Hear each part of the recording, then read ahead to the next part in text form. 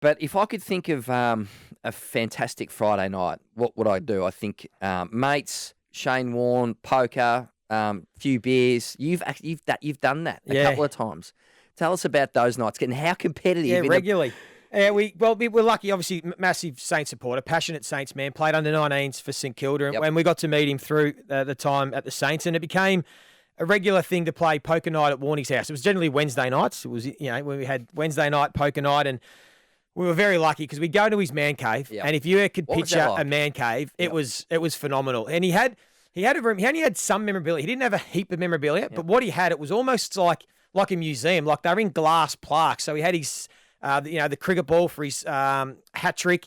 He had the stump for his 700th, but he had like these awesome photos, and it was really well done. Like it was pretty awesome. And the man cave was a regular place. He'd order pizzas. We'd stop halfway and play pizza and eat the pizza. And his poker nights were legendary. What's in the man cave? The man cave. Table. He's got a poker table. Yep. He's got the pinball machine. He had in one of them. He's had a few different houses, to be honest. He ran the times in Brighton, but he had the cinema screen as well. And then the last one had the a bar. We had a bar in the man cave with like a bit of a disco light as well. It got a bit funky later on, but the poker nights were great because he played poker like he played his cricket, like he played his golf. It was aggressive and it was attacking. So he would be one that would always try and bluff you, and he would go all in early, and he'd just see if you had the steel and had the nerve to like take him on, and he would look you in the eye and he'd give you a bit of lip, and, and he just, because he was so competitive with what he did. So his poker nights were always great fun. They were always late.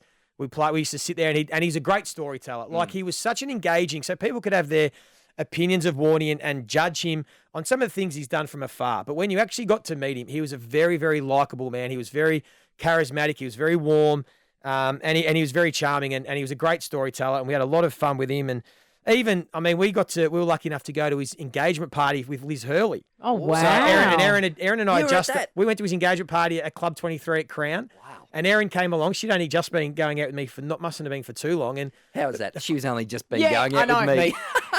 We've been going out together. And then sorry, guys. We've been together. Apologies for that. We've been together. The honour to take, and Club 23. And the funny thing was, so that was a little period where probably Warney changed a little bit. He became a bit more proper and a bit more serious and straight.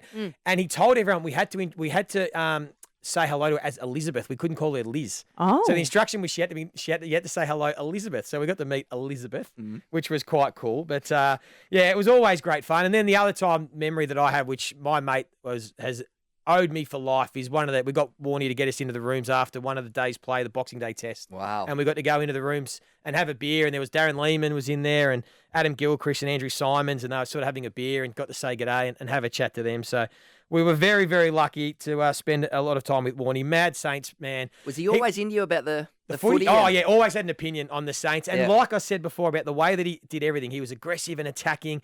He wanted that with the Saints style of play. He wanted Saints to kick goals. He probably got frustrated with the Ross Lyon era at times because Rossi was a bit too defensive for Warney. He wanted more goals kicked. He wanted to be more direct. Why aren't we kicking more goals?